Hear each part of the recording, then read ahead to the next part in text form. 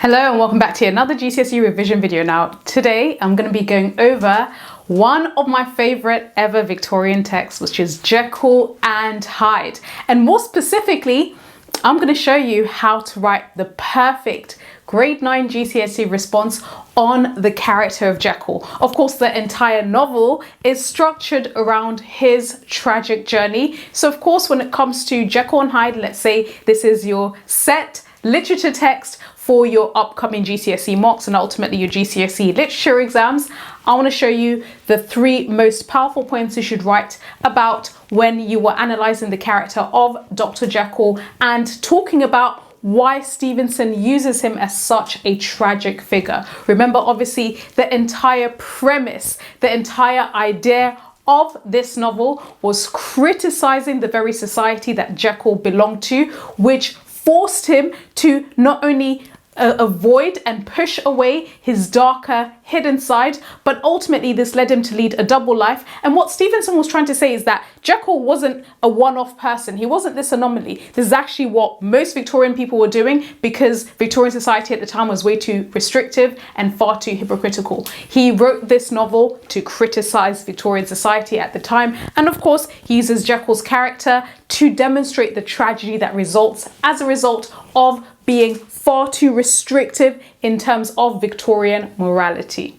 So if you get a question on Jekyll's character, let's say you were studying Jekyll and Hyde, this is how you should develop your essay, and these are the points that you should make on any essay that you write on the character of Jekyll. Firstly, always mention how he is presented as respectable but repressed. And by the way, in case you're not sure what repressed means, repressed simply means when we push down feelings or emotions, or when we avoid something that is within us. When we push it away, or when we act like it's not there, when we avoid it, or we try and hide it away, that means we are repressing it. And of course, what is Jekyll trying to repress? He is trying to repress his darker hidden desires, his darker evil hidden nature. Now, what you want to talk about is, in this first point, how Jekyll avoids his dark desires to protect his reputation. The whole premise, as I mentioned at the beginning, the whole reason why Stevenson wrote this novel is because he was so critical of Victorian society at the time, which basically believed that it was possible to be completely good, to almost be like Jesus and to have no sin and to not have any dark side. And of course, people who had a really high status in society like Jekyll, who were Victorian gentlemen, then felt massive pressure in order to preserve their reputation to also act as if they were 100% good. But that's not possible because we're all human beings and we are flawed. That's what Stevenson is trying to say. And he also uses Jekyll's character to show that because he felt this pressure, in order to also preserve his reputation, to show that he was just a really good Victorian gentleman, he then ended up leading a double life by creating Hyde and completely repressing this dark, evil side to him, this side of him that has all of these desires. And the quotations that highlight this are where he confesses,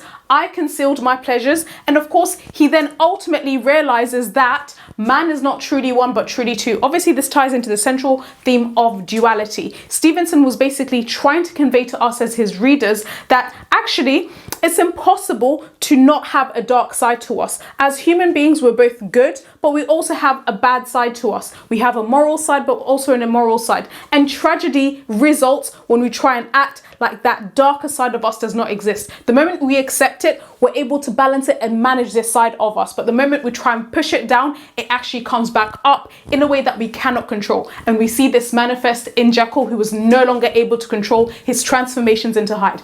That's your first winning point. And by the way, obviously, if you're looking at this and you're wondering, okay, how does this look like in an essay? How can I maybe improve the essays that I've been writing? Because I get some of these points, but I'm not very good at articulating myself in really powerful, solid essays.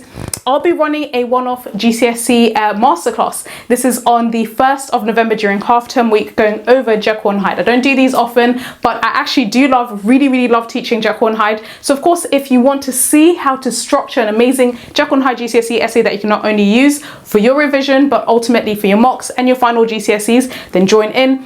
You can ask me as many questions as you want, and also prepared a 3-page cheat sheet that you can use to revise from with Jekyll and Hyde. So now your second point. in your winning Jekyll and Hyde essay, or rather in your winning Jekyll essay, because you're focusing on the character of Jekyll, is he is also used to show tension between science and religion. Remember, of course, Jekyll is portrayed as a scientist.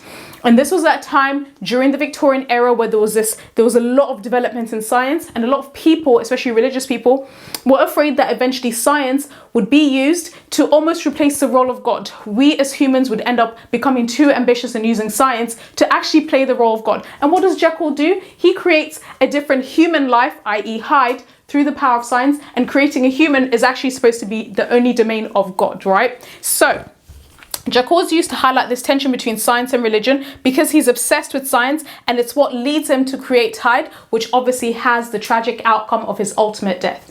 And the quotation that highlights this is when he mentions the temptation of a discovery so singular, because he becomes quite ambitious to use science to create a different being with which he can hide and of course indulge in the secret desires. And of course, other quotation that highlights this and highlights him using science and transforming into Hyde is he experiences a horror of the spirit.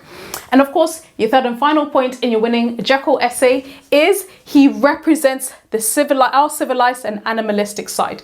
Within Jekyll, right, and obviously the horror of this novel, because it's supposed to be a gothic novel, the horror of this novel is when we get to the end and ultimately realize that this really horrible, psychopathic, sociopathic character Hyde is the same person as this really moral, good, upstanding gentleman Jekyll, right?